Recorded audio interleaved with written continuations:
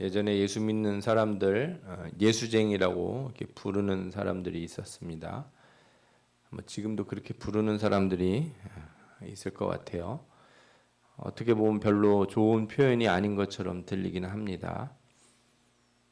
어떤 인물의 사상을 추종하는 사람들이나 신념을 쫓는 사람들을 표현할 때 영어에서는 이제 IST나 IAN 이런 뒤에 전미사를 붙입니다. 그래서 뭐 칼빈주의자는 칼비니스트, 막스주의자는 막시스트 이렇게 부르고 채식만 먹는 사람들, 채식주의자들은 이제 베지테리안. 그러면 이제 예수 믿는 사람들은 뭐라고 부르겠어요? 크리스트가 이제 예수니까 그리스도를 크리스트라고 그러니까 뒤에 IAN을 붙여서 크리스찬 이렇게 부릅니다. 똑같은 식으로 우리나라 말에 있는 단어가 그 쟁이, 장이 이런 단어들이에요. 이 단어들이 얼뜻 보면 이렇게 비하하는 말 혹은 사투리처럼 들리기도 합니다. 저는 처음에 장이가 표준어고 쟁이는 사투리인 줄 알았습니다. 그런데 찾아보니까 쟁이나 장이 다 표준어이더라고요. 그래서 예를 들어 미장이, 옹기장이 이런 건 장이라고 붙이고 난쟁이, 말썽쟁이 이런 거는 쟁이를 붙인다는 겁니다. 그러니까 장이는 기술자나 직업 같은 데 붙이는 거고 쟁이는 그냥 그 사람이 가지는 어떤 성향에 따라 붙인다는 거예요. 그래서 대장장이, 미장이, 옹기장이는 다 직업 분야에 붙는 거고 말썽쟁이, 난쟁이는 그 사람 이제 성질이니까 거기에 그렇게 붙였다는 거죠. 그러면 이제 예수장이가 맞을까요? 우리는 예수쟁이가 맞을까요? 우리의 성격이나 특질을 말하는 거라면 예수쟁이가 맞을 것 같고 만약에 우리에게 하나님 어떤 가르침, 우리가 성경의 가르침을 따라서 이렇게 살고 있는 사람들이다 그러면 예수장이가 맞을 수도 있을 것 같아요. 아니면 우리는 예수쟁이이면서 혹은 예수장이 둘 다가 돼야 되는지도 모르겠습니다. 오늘 성경에는 이런 예수장이, 예수쟁이의 시초가 되는 교회가 나옵니다. 그 교회가 바로 안디옥 교회인데 그 시초의 말씀들이 오늘 본문에 나와 있습니다. 그 11장 25절과 26절에 나오는 말씀인데 바나바가 사울을 찾으러 다소에 가서 만남에 안디옥에 데리고 와서 둘이 교회에 1년간 모여 있어 큰 무리를 가르쳤고 제자들이 안디옥에서 비로소 그리스도인이라 일컬음을 받게 되었더라. 아멘. 예수쟁이의 시초가 바로 안디옥 교회라는 거죠. 안디옥은 어디 있는 도시냐 하면 지금의 터키 남부 그리고 시리아 접경에 있습니다. BC 300년경 그 시리아 왕이 건설했다고 하는데 당시에는 세계에서 제일 화려한 도시였다고 전해집니다. 사도 바울 당시에도 그 도시에는 로마 지배 아래에 있는 여러 도시들 가운데 아주 큰 도시 중에 하나였고 동양의 여왕이라는 이름을 가질 정도로 아름답고 화려한 도시였다고 합니다. 지도를 좀 보면은 좋은데 이스라엘에 있는 예루살렘에서 이렇게 서쪽으로 가면 금방 바다가 나옵니다. 지중해죠. 그 지중해 바다를 끼고서 쭉 올라가다 보면 고넬료가 있었던 가이사랴라고 하는 도시가 나오고 또 계속 올라가다 보면 나오는 도시가 안디옥입니다. 안디옥을 지나고 나면 그때 이제 터키 우리가 지도에서 보는 이렇게 생긴 터키 반도가 이렇게 나오게 되죠. 이 교회의 시작은 스데반이 죽은 후 제자들이 흩어지면서 출발하게 되는데 이들은 먼저 누구에게 복음을 전하기 시작했냐면 유대인들에게 복음을 전하기 시작했습니다. 19절을 한번 성경을 같이 보겠습니다. 그때 스데반의 일로 일어난 환란으로 말미암아 흩어진 자들이 베니게와 구브로와 안디옥까지 이르러 유대인에게만 말씀을 전하는데 처음에는 유대인들에게만 이제 그리스도의 복음을 전했다는 거죠. 여기 구브로라고 하는 거는 지중해에 있는 큰 섬 중에 하나인데 뭐 사이프러스, 키프러스라고도 부르는 섬이에요. 우리가 성경 사도행전을 보면은 이 구브로라고 하는 이름이 많이 나오죠. 네. 이 동네가 아주 중요한 동네입니다. 그래서 사람들이 이 구브로, 그다음에 구레네 이런 곳에 가서 복음을 전하다가 안디옥에도 이르러서 전하는데, 이 구브로와 구레네 몇 사람이 안디옥에 이르러서 헬라인에게도 복음을 전하기 시작합니다. 그러니까 이전에는 다 유대인에게 주로 전하다가 드디어 안디옥에서부터 헬라인들에게, 그러니까 전혀 하나님을 모르는 사람들에게 복음을 전하기 시작했다는 거죠. 그런데 주의 손이 그들과 함께 하심에 수많은 사람들이 믿고 주께 돌아오더라 하는 말씀이 나옵니다. 성령의 역사가 일어나서 안디옥에서부터 이방인들이 이제 예수님을 믿기 시작했다는 거예요. 그래서 이런 놀라운 소식이 전해지자 예루살렘 교회에서 사람을 한 명 파송을 합니다. 누구를 보내냐 하면 바나바를 보냅니다. 바나바는 누군가 이름을 많이 들어보셨을 거예요. 바나바는 사도행전 4장에 제일 먼저 등장합니다. 그는 구브로 섬에서 태어난 레위 족속 사람으로 원래 이름은 요셉이에요. 바나바라고 하는 이름은 사도들이 붙여준 별명이라고 합니다. 이 히브리식 별명인 바나바는 예언의 아들이다 하는 뜻을 가지고 있는데, 사도행전 4장 37절에서 누가는 이것을 위로의 아들이라는 뜻으로 번역을 하고 있어요. 그는 어떤 계기에서 회심을 했는데 그 뒤에 자신의 밭을 다 팔아서 사도들 앞에 두고 그 다음에 교회를 위한 헌신의 길에 들어섰다 이렇게 나옵니다. 그러나 그의 친척이 마가거든요. 그리고 마가의 집에서 복음이 전파되고 초대교회가 시작이 되지 않았습니까? 그러니까 바나바는 초대교회에서 되게 이제 중요한 사람, 그러니까 집안 가문이다 예수 믿는 사람, 그런 사람이었다 이렇게 보시면 될 거예요. 특히 또 바나바는 어떤 일을 한 사람이냐면, 사울이 다메섹에서 회심을 한 뒤에 예루살렘에 가서 제자들하고 교류를 하려고 했을 때 그 일을 주선했던 사람입니다. 9장 26절 27절에 보면 사울이 예루살렘에 가서 제자들을 사귀고자 하나 다 두려워하여 그가 제자됨을 믿지 아니하니, 그러니까 얼마 전까지만 해도 사람들 잡아서 예수 믿는 사람들 잡아가지고 감옥에 넘기던 사울이 회개했다고 하니까 아무도 안 믿었어요. 그때 바나바가 데리고 사도들에게 가서 그가 길에서 어떻게 주를 보았는지와 주께서 그에게 말씀하신 일과 다메섹에서 그가 어떻게 예수의 이름으로 담대히 말하였는지를 전하니라.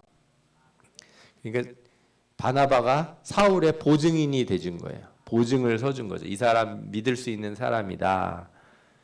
그렇게 아주 중요한 일들을 한 사람이죠. 제가 보기에는 바나바는 거의 사도급이 아니었나 이런 생각이 들어요.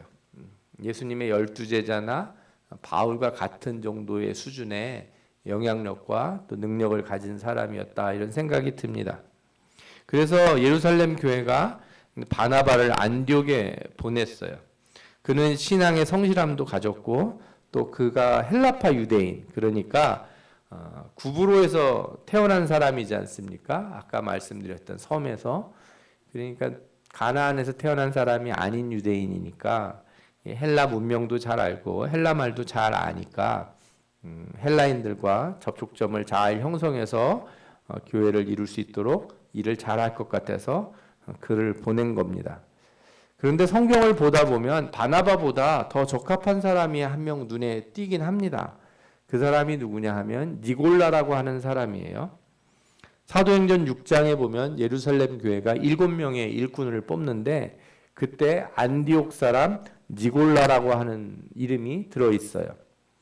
6장 5절과 6절을 보면 온 무리가 이 말을 기뻐하여 믿음과 성령이 충만한 사람 스데반과 또 빌립과 프로고로와 니가노르와 디몬과 바메나와 유대교에 입교했던 안디옥 사람 니골라를 택하여 사도들 앞에 세우니, 그러니까 안디옥 사람 니골라가 있었죠. 그러니까 고향에 이 사람을 보내면 더 좋지 않았을까 하는 생각이 드는데, 그러나 교회는 니골라를 보내지 않고 구브로 출신 바나바를 보냅니다.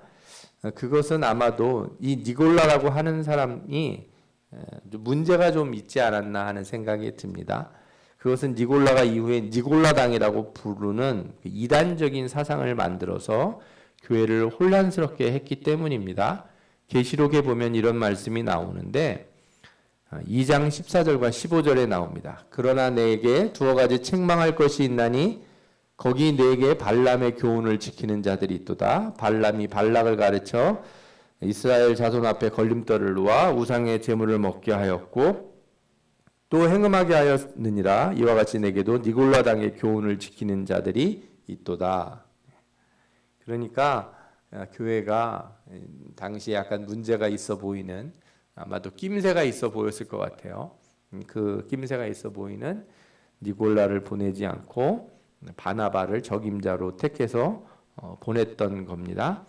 이런 면에서 보면 교회 최초의 선교사가 누구냐 이렇게 보면 저는 바나바라고 생각이 들어요.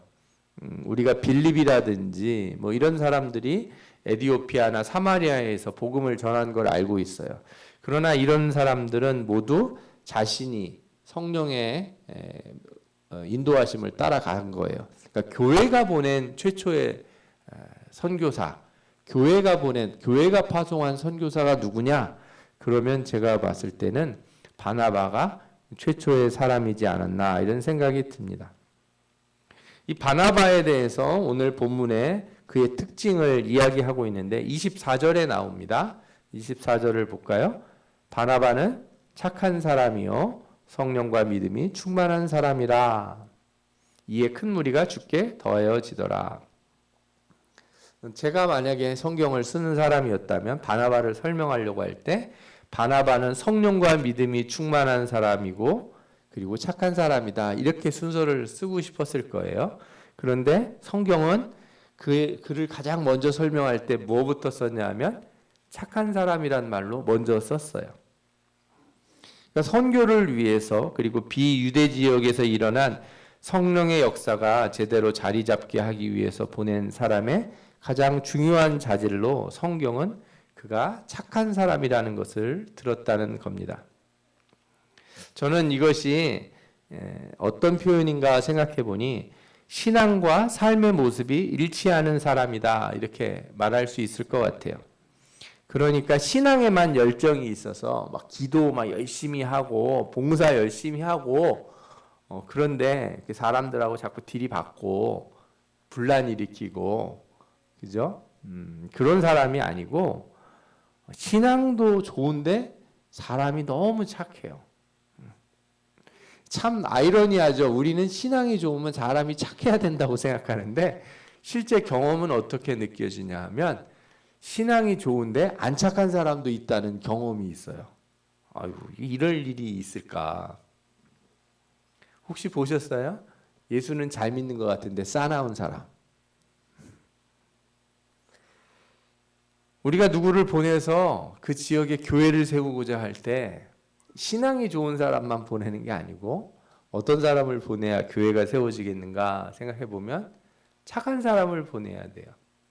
좀 어리숙하더라도 좀 남에게 속는 것 같이 보이더라도 착한 사람이 있어야 이렇게 교회가 잘 뭉쳐진다고 저는 생각합니다.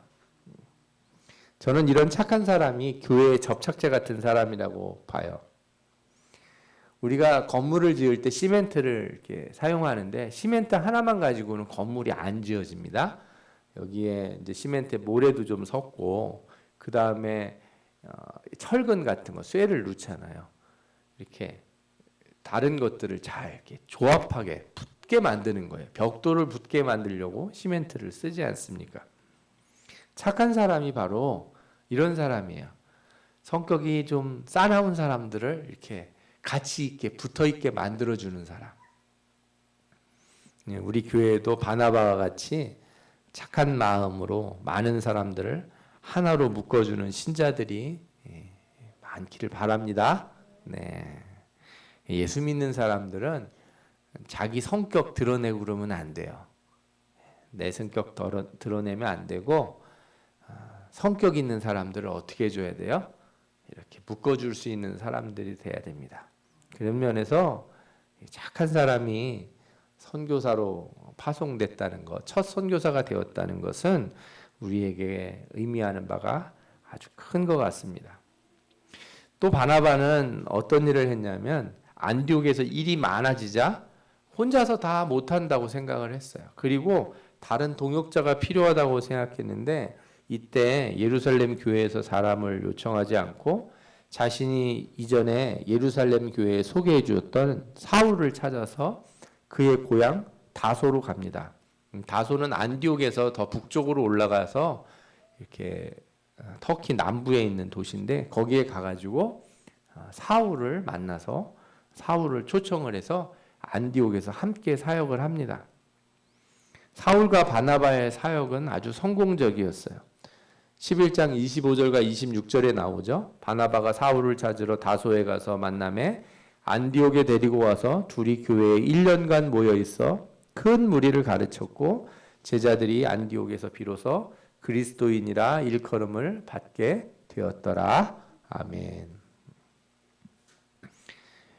두 사람의 사역으로 안디옥에서 처음으로 성도들이 그리스도인, 크리스찬 이름이라는 것을 얻게 되었다는 거예요. 참 저는 이 두 사람의 사역이 아름다운 모습을 가지고 있다 이렇게 생각을 합니다. 사람들은 돈 버는 일에도 이렇게 마음 맞는 사람하고 같이 일을 해야 된다고 생각해요. 마음이 안 맞으면 뭐든지 다 쪼개지고 나누어지는 거예요. 바나바가 마음이 착해서 저는 사울과 같이 일을 했다고 생각이 들어요. 나중에 사도행전을 계속 보다 보면 저는 사울이 하나님의 말씀, 복음에 대한 열정은 엄청 센 사람인데 솔직히 말하면 성질이 약간 있어요.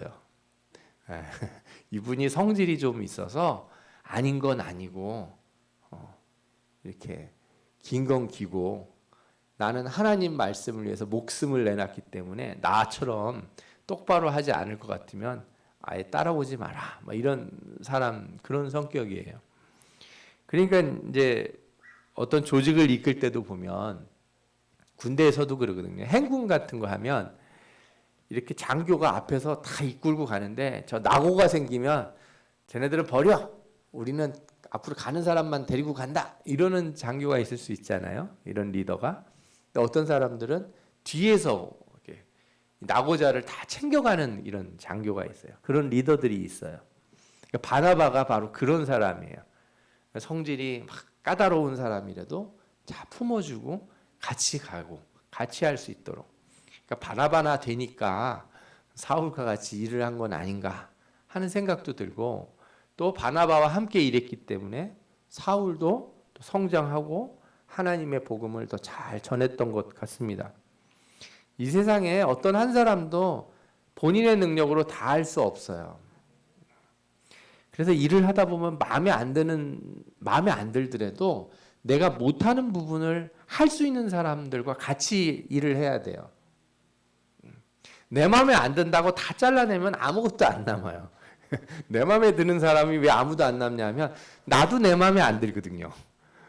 나도 내 마음에 안 드는데 다 잘라내면 나도 잘려야죠. 뭘 누굴 같이 일을 해요. 그래서 내 마음에 안 들어도 내가 못하는 걸 하는 사람들, 내가 할 수 없는 일들을 저 사람이 잘한다 그러면 이렇게 품고 그 사람을 이렇게 세워주고 그래야 교회가 성장하는 법입니다. 우리가 여러 가지 일을 할 때마다 함께 일하는 게 참 어려워요. 둘이 일하는 것도 어렵고 아무리 친한 사람하고도 그죠? 사랑해서 죽고 못 사는 사람도 그런 부부들 봤어요. 그렇게 사랑하는 두 사람이 결혼을 했는데 교회 집에서는 그렇게 둘이 사랑하는지 모르지만 나와서 회사에서 같은 회사 다니면 둘이 회의 시간에 싸우거나 교회에서 무슨 일을 같이 하려고 그러면 마음이 안 맞는 사람도 있거든요. 우리가 서로가 모자란 부분을 채워준다고 생각하고 함께 일한다면 분명히 교회에 큰 성장이 일어날 줄 믿습니다. 이 두 사람이 그럼 무엇을 중심으로 일을 했나 한번 살펴볼 필요가 있어요. 성경에 보니까 이 사람이 돌아서 1년간 모여 있어서 큰 무리를 가르쳤다 이렇게 나옵니다. 교회 부흥을 위해서 제일 중요한 일 중에 하나는 말씀을 바르게 배우는 것이에요. 이것이 되게 중요한 이유는 분명히 성령의 역사로 헬라인들에게 복음이 전해졌다는 거예요. 그러니까 성령을 통해서 복음이 전해지는 건 우리의 일이 아니에요. 교회에 누가 예수 믿겠다고 찾아오는 건 솔직히 말하면 우리가 뭘 잘한다고 올 수 있는 일이 아니라고 생각이 들어요. 하나님의 능력이 아니면 누가 예수를 믿겠습니까? 그런데 일단 교회에 오면 그 사람들을 어떻게 해야 되는가? 가르쳐야 돼요. 여러분들 신앙은 신비 체험이나 감정적인 거에만 있지 않습니다. 어떤 마음이 찡하고 뭔가 뭉클한 마음, 내가 설명할 수 없는 어떤 감정으로 그렇게 예수를 믿고자 하는 경우가 있어요. 그렇게 시작되는 경우가 많이 있습니다. 그러나 신앙이 거기에 머무르면 안 돼요. 하나님이 나를 알 수 없는 능력으로 인도하셔서 이끌어내셨다. 내가 그 다음부터는 뭘 해야 돼요? 배워야 돼요. 배워야 돼요. 분명히 그래서 신앙에는 무엇이 필요하냐면 지식적이고 이성적으로 아는 것이 필요합니다. 저는 좋은 신앙이 되기 위해서 말씀을 배워 아는 것, 이것이 반드시 따라와야 되는데 무엇하고 같이 따라와야 되냐? 아까 말씀드렸던 신앙의 체험, 하나님의 능력, 성령의 은사, 이런 것과 같이 무엇이 같이 와야 돼요? 하나님을 아는 지식, 이게 같이 와야 돼요. 그래 이게 두 개가 균형을 맞아줍니다. 그러면 이 두 가지만 가지고 균형이 맞는가? 아니요, 놀랍게도 한 가지가 더 있습니다. 그것은 무엇이냐 하면은 윤리적, 도덕적으로 실천하는 것이에요. 그러니까 교회에 균형이 잡혀야 될 세 가지를 들으라 그러면 하나는 성령의 역사, 신비적 체험이죠. 그 다음에 또 한 가지는 무엇이냐면 우리의 이성을 통해서 하나님의 말씀을 배우는 것. 또 하나는 뭐냐? 우리가 윤리적, 도덕적으로 실천하는 것. 이 세 가지가 잘 어울려져야 돼요. 알기만 하고 실천을 안 한다든지 불로불로 맨날 이거는 하는데 하나님 말씀을 등한시한다든지 윤리적, 도덕적인 건 강조하면서 예배 시간에 졸고 말씀 안 들으려고 하고 사람 됨됨이나 따지려고만 한다면 그거는 좋은 사람이 될 수는 있을지 모르지만 크리스찬은 될 수 없어요. 그래서 이 안디옥 교회를 보면 처음에 성령의 역사로 사람들에게 복음이 전해졌고 그 후에 바나바와 사울을 통해서 말씀이 교육돼서 이 균형이 잡히기 시작했어요. 그러면 이제 뭐가 남았습니까? 실천하는 일들이 남았잖아요. 그게 성경에 또 나옵니다. 당시에 무슨 일이 있었냐면 팔레스타인에 큰 흉년이 들었어요. 그래서 성령이 선지자를 통해서 예언을 합니다. 그렇죠? 성령의 이런 신비적인 역사가 이 교회에 나타난 거예요. 28절에 보면 아가보라고 하는 한 사람이 일어나 성령으로 말하되 천하에 큰 흉년이 들리라 하더니 글라우디오 때에 그렇게 되니라. 28절에 말씀이 있습니다. 이 일은 역사적으로 기록도 남아있는데 로마 황제 글라우디오가 다스리던 AD 46년에서 48년 사이에 팔레스타인 지역에 큰 흉년이 일어났다고 합니다. 그래서 안디옥 교회가 힘을 모아 구제헌금을 보내기로 합니다. 그래서 교회가 이제 성령의 능력으로 변화를 받고 하나님의 말씀으로 가르침을 얻고 그 뒤에 뭘 하게 돼요? 봉사를 하게 돼요. 도움을 받아서 세워졌던 교회가 이제 도움을 주는 교회. 선교사가 파송이 와서 파송받아서 교회가 성장한 곳이 이제 반대로 선교를 위해서 봉사하고 구제하는 교회가 되었다는 겁니다. 여기에 저는 이 성장한 교회가 성숙한 교회로 변화되는 모습이 있다 이런 생각이 듭니다. 도움을 받는 교회가 이제는 어떤 교회가 돼야 돼요? 도움을 주는 교회. 선교지였던 교회가 이제 선교하는 교회. 여러분, 크리스찬이라는 이름으로 불려졌던 안디옥 교회에 진짜 예수쟁이들, 예수장이들이 있었다는 것, 그것은 바로 이 교회의 성장에서 알 수 있습니다. 성장하고 성숙한 교회는 이제 내부에만 있지 아니하고 외부로 복음을 전하고 도움을 주고 이렇게 활동을 전개해 나간다는 거예요. 그리고 그 배경에는 착한 사람 바나바가 있었고 또 가르치는 사람 사울이 있었다는 겁니다. 우리 교회가 다음 주에는 27살이 됩니다. 우리 이제 꽤 성장하지 않았나요? 아니 목사님, 우리 교인이 별로 없는데 뭘 성장했습니까? 숫자가 성장의 증거는 아니에요. 우리가 성령의 체험하고 말씀을 많이 배우고 이제 윤리적이고 도덕적으로 또 선교적으로 실천할 수 있는 교회가 된다면 그 교회가 바로 성장한 교회가 될 거라고 저는 믿습니다. 그래서 진짜 예수쟁이들이 남아있는 교회, 그 교회가 우리 정금교회가 되었으면 좋겠습니다. 우리 교회가 이제 새롭게 변화되고 새 창조가 일어나기 위해서는 우리 내부에서만 있을 것이 아니라 우리가 이제는 선교의 사명을 감당해야 될 줄 믿습니다.